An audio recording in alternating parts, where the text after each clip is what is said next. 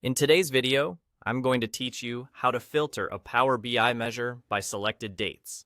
If you want your measures to respond to a specific time frame, the simplest and most reliable way is to add a date slicer to your report page. A slicer is an interactive control that lets viewers narrow what they see, and it automatically passes that filter context to your visuals and measures. Start by looking over to the Visualizations pane and choose the slicer visual. The standard slicer is perfect here because it's quick to set up and easy for viewers to understand. Drop it onto your canvas and position it near the visuals you want to filter, so it's obvious what it controls.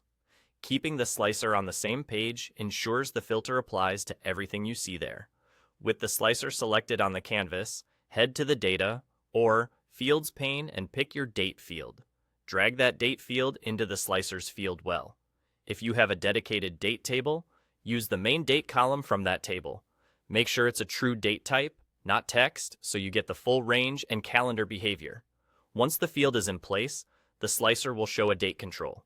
Often you'll see a between style slider with two handles. If yours appears as a list or drop-down, you can switch it to a range control by adjusting the slicer style in the visuals settings so it's easier to set a start and end date.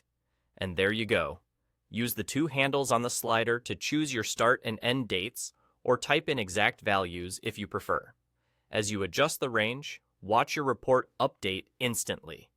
Charts, tables, and most importantly, your measures will recalculate to reflect only the data within that window.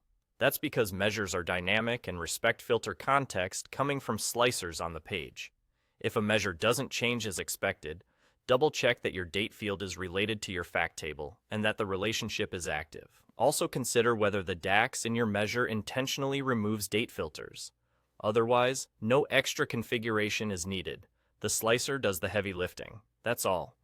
Add the slicer, connect it to your date field, and use the range to filter your data and measures by selected start and end dates.